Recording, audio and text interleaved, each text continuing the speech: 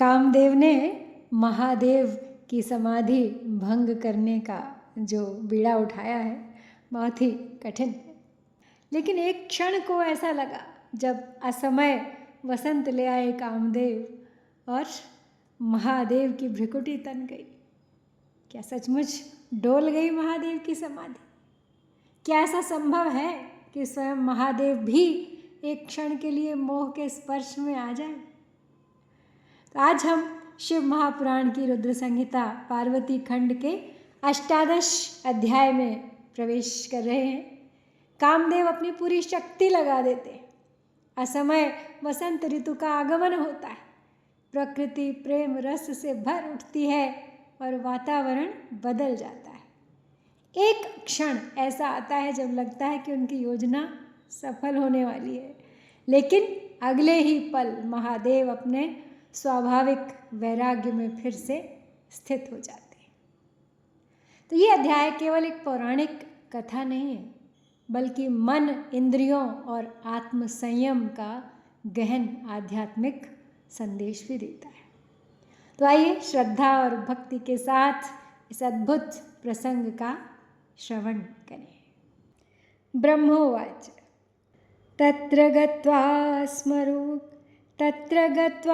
स्मरो गर्वी शिवमाया विमोहितः मोहकः स मधोश्चादौ धर्मं विस्तारयन् स्थितः वसन्तस्य चायो धर्मः प्रससार ससर्वतः तपः स्थाने महेशस्य औषधि प्रस्थे मुनीश्वर वनानि च प्रफुल्लानि पादपानां महामुने आसन् विशेषतस्तत्र तत्प्रभावान् मुनीश्वर पुष्पाणि सहकाराणामशोकवनिका सुवै विरेजु सुस्मरोद्दीपकराणि सुरभीण्यपि कैरवाणि च पुष्पाणि भ्रमराकलितानि च बभूवुर्मदनावेशकराणि च विशेषतः सुकामोद्दीपनकरं कोकिलाकलकूजितम् आसीदति सुरम्यं हि मनोहरमति प्रियम। तो ब्रह्मा जी बोले कि शिव जी की माया से मोहित होकर वो महाअभिमानी तथा मोह उत्पन्न करने वाला कामदेव शिव जी के समीप जाकर वसंत ऋतु के गुण धर्म को फैलाता हुआ वहाँ स्थित हो गया। तो हे मुनीश्वर, वसंत का जो प्रभाव है वो महेश के तप स्थान औषधि शिखर पर सभी ओर फैल गया। तो हे महामुने, हे मुनीश्वर, वहाँ उसके प्रभाव से पादपों के वन विशेष रूप से पुष्पित हो उठे, अर्थात पेड़ पौधे फूल सब ओर विकसित हो गए और अपनी खुशबू बिखेरने लगी। अशोक की वाटिकाओं में सहकारों के कामोद्दीपक तथा सुगंधित पुष्प विराजने लगे।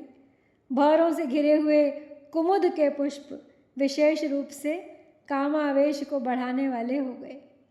तो उस समय कोयलों का कलरव काम को अत्यधिक उद्दीप्त करने वाला, सुरम्य, मनोहर और अति प्रिय हो गया। भ्रमराणां तथा शब्दा विविधा भवन्मुने मनोहराश्च सर्वेषां कामोद्दीपकरापि चन्द्रस्य विषादा कान्तिर्विकीर्णा हि समन्ततः कामिनां कामिनीनां च दूतिका इव सा भवत् मानिना प्रेरणायासीत् तत्काले कालदीपिका मारुतश्च सुखः साधो ववौ विरहिणो प्रियः एवं वसन्तविस्तारो मदनावेशकारकः वनौकसां तदा तत्र मुनीनां दुस्सहोऽत्यभूत्। अचेतसामपि तदा कामासक्तिरभून्मुने, सुचेतसां हि जीवानां सेति किं वर्ण्यते कथा।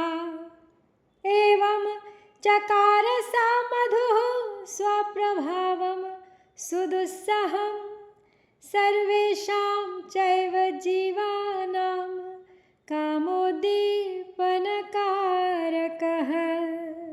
तो आगे बोलते हैं ब्रह्मा जी नारद जी से कि हे मुने, भौरों के अनेक प्रकार के शब्द होने लगे जो सबके मन को हर लेने वाले थे तथा काम वासना को उत्तेजित करने वाले थे। चंद्रमा की मनोहर ज्योत्सना चारों ओर फैल गई। वह कामियों तथा कामिनियों की दूती के समान हो गई। वह ज्योत्सना मानी जनों को रति आदि के लिए प्रेरित तथा रतिकाल को और भी उद्दीप्त करने वाली थी। तो हे साधो, उस समय विरही जन के लिए अप्रिय सुखकारी वायु बहने लगी। इस प्रकार वसंत का वो विस्तार जो असमय वहाँ हो गया था, वन में रहने वाले मुनियों के लिए भी अत्यंत असह्य हो गया। हे मुने, उस समय जड़ पदार्थों में भी जब काम का संचार होने लगा, तब सचेतन प्राणियों की कथा का किस प्रकार वर्णन किया जाए। तो इस प्रकार सभी प्राणियों के लिए काम को उद्दीप्त करने वाले उस वसंत ने अपना अत्यंत दुस्सह प्रभाव उत्पन्न किया। अकाल निर्मितं तात मधोर्वीक्ष्य हरस्तदा, आश्चर्यं परमं मेने स्वलीलात्तनुः प्रभुः। अथ लीलाकरस्तत्र तपः परम दुष्करं, ततापसवशीशो हि हरो दुःखहरः प्रभुः। वसन्ते प्रसृते तत्र कामो रतिसमन्वितः, च्यूतं बाणं समाकृष्य स्थितस्तद्वाम पार्श्वतः। स्वप्रभावं वितस्तार मोहयन् सकलान् जनान्, रत्या युक्तं तदा कामं दृष्ट्वा को वा न मोहितः।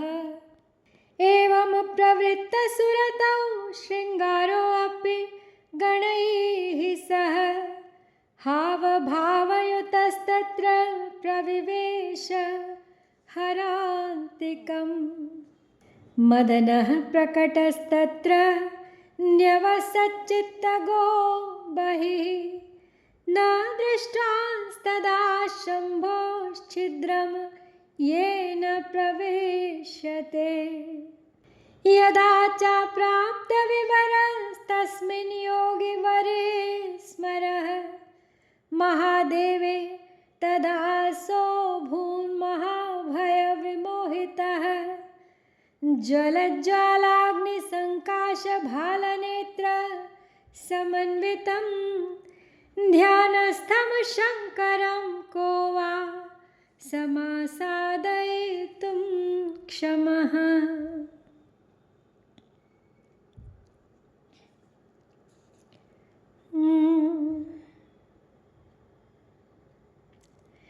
तो आगे बोले ब्रह्मा जी, ये तात, तब अपनी लीला के लिए शरीर धारण करने वाले प्रभु शंकर ने असमय में उस वसंत के प्रभाव को देखकर इसे महान आश्चर्य समझा। इसके बाद लीला करने वाले तथा दुख हरण करने वाले परम संयमी प्रभु शिव परम दुष्कर तपस्या करने लगे। तदनंतर वहाँ वसंत के फैल जाने पर रति सहित वह काम आम्र मंजरी का बाण चढ़ाकर उनके बाईं ओर खड़ा हो गया और प्राणियों को मोहित करता हुआ अपना प्रभाव फैलाने लगा। उस समय रति सहित काम को देखकर भला कौन प्राणी मोहित नहीं हुआ। इस प्रकार उनके काम क्रीड़ा में प्रवृत्त हो जाने पर श्रृंगार भी हाव भाव से युक्त होकर अपने गणों के साथ शिवजी के समीप पहुंचा। चित्त में निवास करने वाला कामदेव वहाँ बाहर प्रकट हो गया। उस समय वह शंकर में कोई छिद्र नहीं देख पाया जिससे वह प्रवेश कर सके। तो जब कामदेव ने उन योगी श्रेष्ठ महादेव में छिद्र नहीं पाया, तब वह महान भय से विमोहित हो गया। धधकती हुई ज्वाला वाली अग्नि के समान भाल नेत्र से युक्त ध्यानस्थ शंकर के पास जाने में भला कौन समर्थ है। एतस्मिन्नन्तरे तत्र सखीभ्यां संयुता शिवा जगाम शिव पूजार्थं नीत्वा पुष्पाण्यनेकशः पृथिव्यां यादृशं लोकैः सौन्दर्यं वर्ण्यते महत् तत्सर्वमधिकं तस्यां पार्वत्यामस्ति निश्चितम् आर्तवाणी सुपुष्पाणि धृतानि च तया यदा तत्सौन्दर्यं कथं वर्ण्यमपि वर्षशतैरपि यदा शिवसमीपे तु गता सा पर्वतात्मजा तदैव शङ्करो ध्यानं त्यक्त्वा क्षणम् अवस्थितः तच्छिद्रं प्राप्य मदनः प्रथमं हर्षणेन तु बाणेन हर्षयामास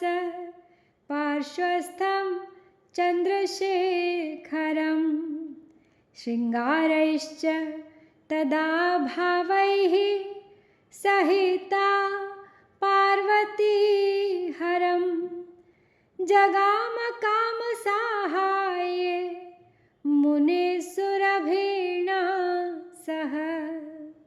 तो अब इसी समय पार्वती भी दो सखियों के साथ अनेक प्रकार के पुष्प लेकर शिव जी की पूजा करने के लिए वहाँ पहुँच गई। लोग पृथ्वी पर जिस जिस प्रकार के महान सौंदर्य का वर्णन करते हैं वो सब तथा उससे भी अधिक सौंदर्य उन पार्वती जी में है। उन्होंने ऋतुकालीन सुंदर पुष्पों को धारण किया था। उनकी सुंदरता का वर्णन सैकड़ों वर्षों में भी कैसे किया जा सकता है।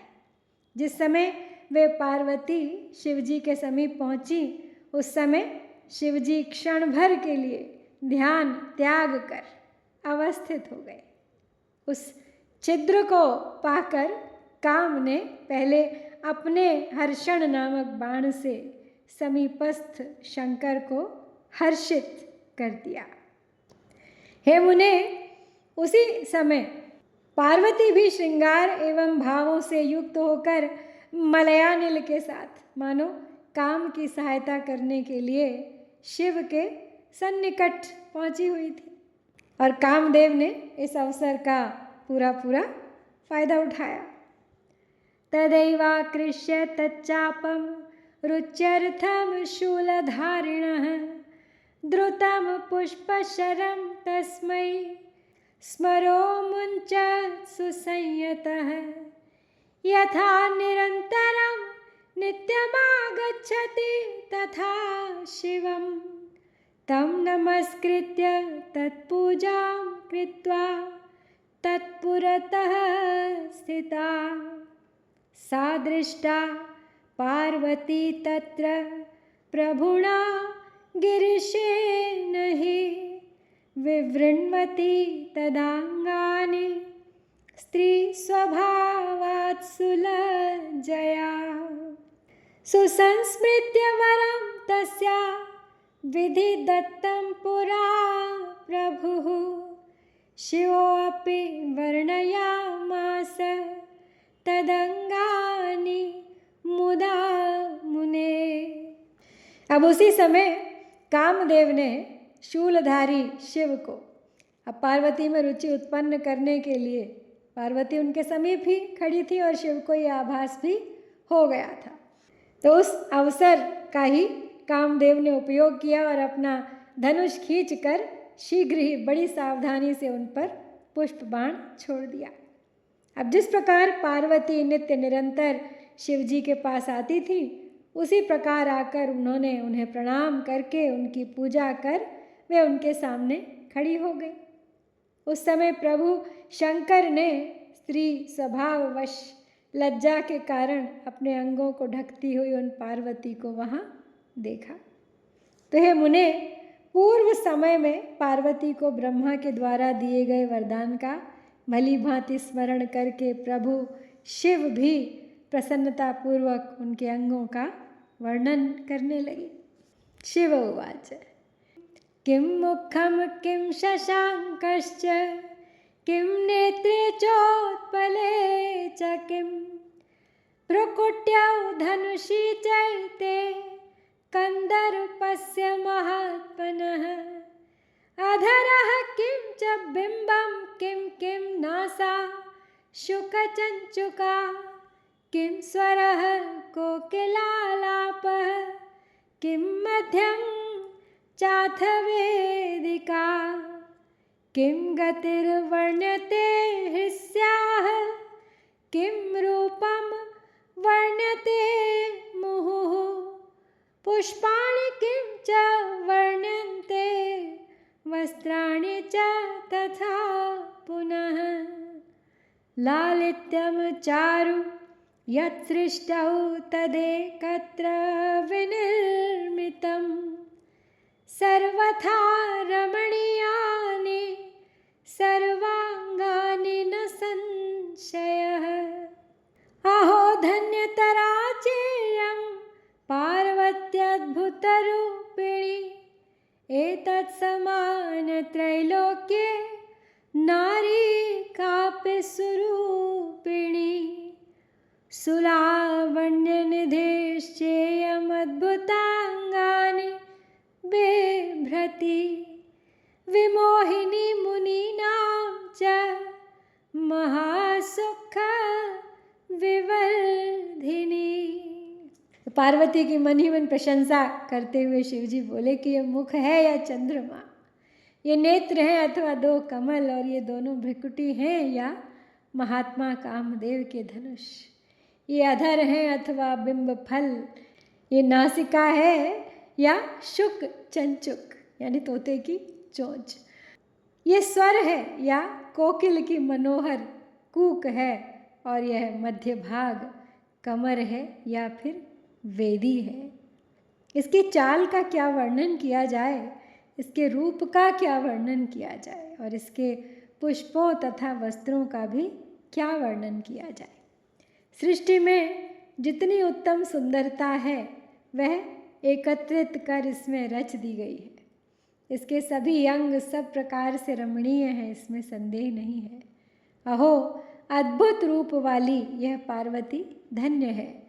तीनों लोकों में इसके समान सुंदर रूप वाली कोई भी स्त्री नहीं है।